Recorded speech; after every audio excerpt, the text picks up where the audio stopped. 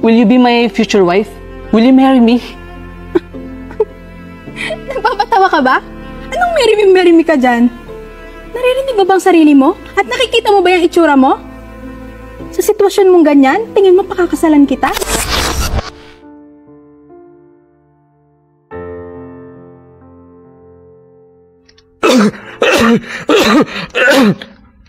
Christian! Christian! Papa! Pumunta ka dito. Kuha mo akong tubig. Saglit lang pa.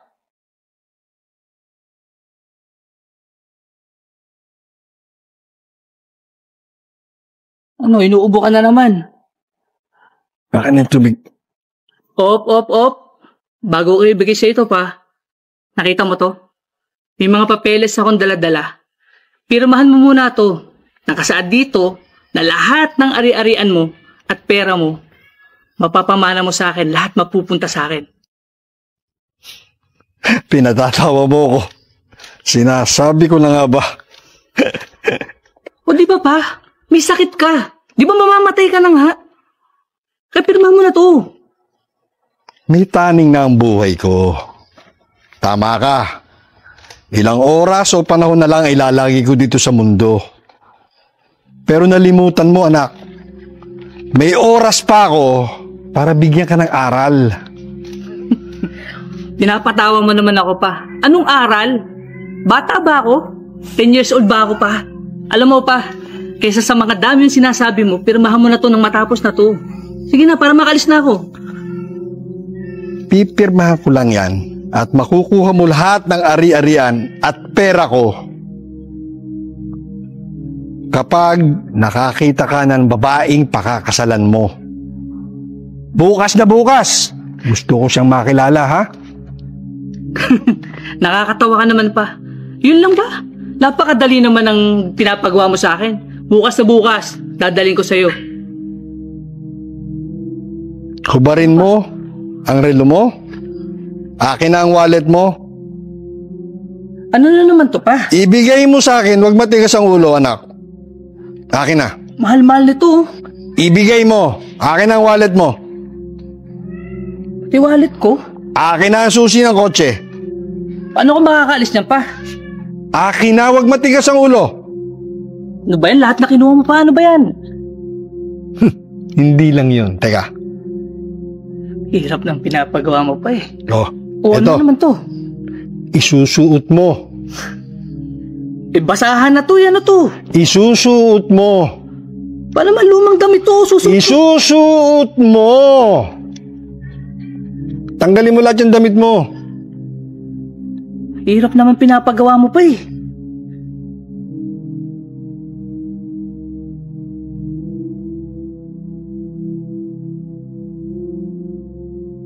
Ano ba naman yan? Napakatagal ni Christian. Papabili pa naman ako ng bagong iPhone. Ayoko pa naman ang pinaghihintay ako.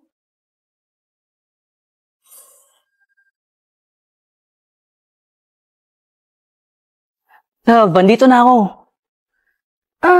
Teka. Christian? Ikaw na ba yan? Oh. Anong itsura yan? Ba't ganyan ang suot mo? Anong nangyari sa'yo? Ay naku, love. Huwag mo na isipin kung ano suot ko. Hindi na yung importante. Ang importante, meron akong kailangan sabihin sa'yo. Teka, na ano? Na naghihirap ka na? Na wala ka ng pera? Nasaan yung mga alas na suot-suot mo dati? Ako.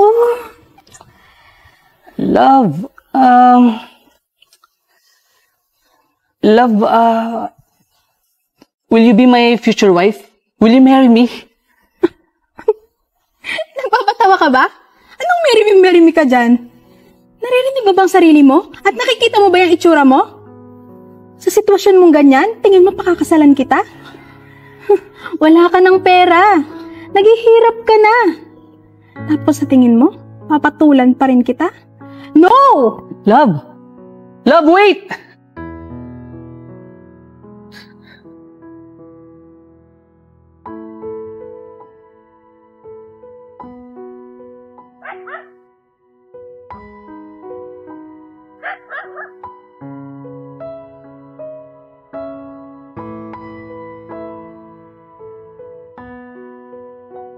Wala yung pagkain dito. Grabe, gutom na ako.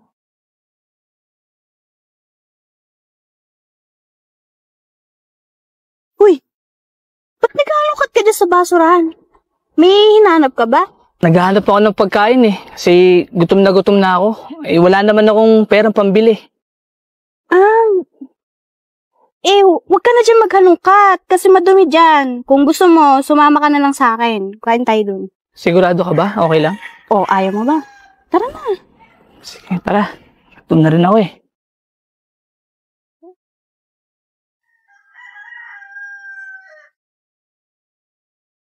Pa dito sa kabila. Salamat ha. Eto. Gutom na ako. Thank you Kumain ha. ka na.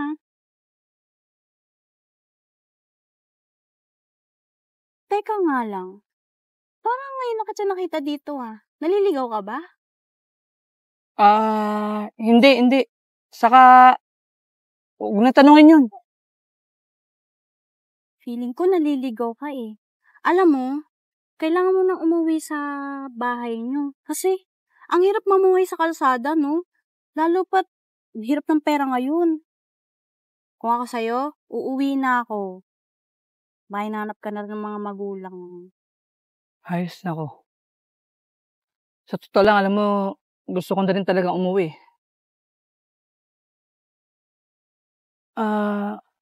Kayla, pwede bang makingi ng favor sa'yo? Pwede mo ba akong samahan pa uwi sa bahay? Okay lang ba? Wait. Pilitin mo muna ako. Joke lang. Sige pa. Wala naman sigurong problema yun, di ba? Talaga? Salamat ha. Sige naman. Thank you ha.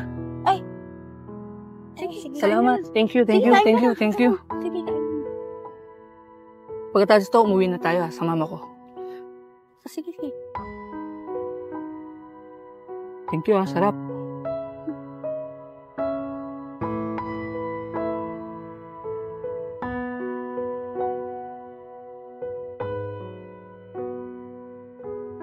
Kayla, ito nga pala yung bahay namin. Ha? Bahay nyo to? Di, ang yaman mo pala. Hindi naman. Kayla, may sasabihin sana ako. Pwede bang isang favor na lang? Okay lang ba na ipakilala kita sa papa na mapapangasawa ko? Ha? Nahihibang ka na. Teka ha, ang dami mo ng favor pero ito, parang hindi ko kinakaya. Tsaka, alam mo naman na kakakilala pa lang natin, di ba? Siguro plano mo to, no? Hindi. Please, Kayla, pumayag ka na. Kasi yung girlfriend ko kasi iniwanan na ako. Ngayon ko lang napagtanto na pera lang pala ang kailangan ng girlfriend ko sa akin. Hindi niya ako matanggap kung ano yung itsura ko ngayon. Kaya sana pumayag ka na. So, part ako ng plano mo. Kasi nayawan ka eh. Siguro tinatry mo rin ako, no? Hoy, para sabihin ko sa'yo, kahit ibigay mo pa sa akin yung buong mundo, hindi kita papatulan, no? Alam mo kung bakit? Kasi, hindi mo nga bino-voice out sa akin yung pagka-judgmental mo, pero pinapakita mo naman sa galaw mo. Diyan ka na nga. Teka. Kayla, hindi naman sa ganun. Gusto ko lang talagang patunayan kay Papa na meron pa rin palang mabubuting taong tulad mo. Yung handa kang tulungan kahit ano pa yung kalagayan mo, ano pa yung itsura mo. Pero kung hindi talaga kita mapipigilan, sige, wala naman ako magagawa kung ayaw mo talaga. Sige na nga, di bale na. Total, nakita naman kitang okay, goods. Sige, pumapayag na akong ipakilala mo ako sa papa mo. Talaga? O ayaw mo na naman. Siyempre gusto ko. Thank you ha. Tara na sa loob. Sige, mauna ka na. Walang hindaan dyan eh.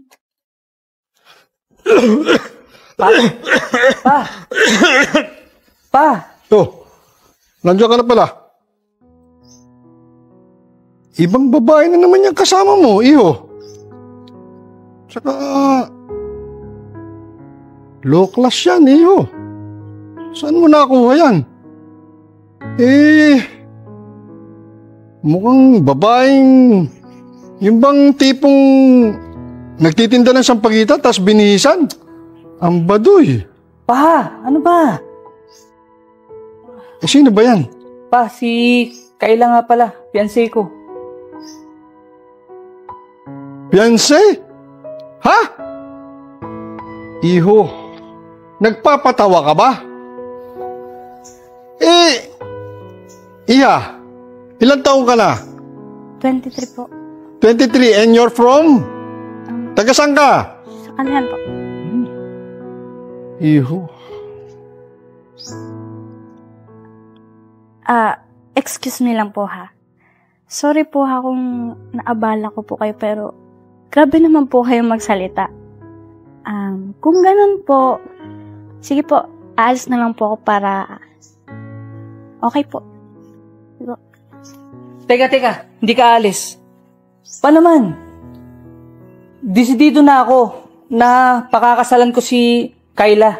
Kasi siya yung basihan ko na hindi importante yung pagkakaroon ng pera. Para magkaroon din ng isang taong disenteng handa kang damayan kahit sa anumang hamon ng buhay. Masaya ako para sa iyo, anak. You finally realize kung ano yung gusto kong maging aral bago magpantay ang pa ako. I'm proud of you. I love you, son. Pipirmahan ko na kung ano yung kailangan pirmahan.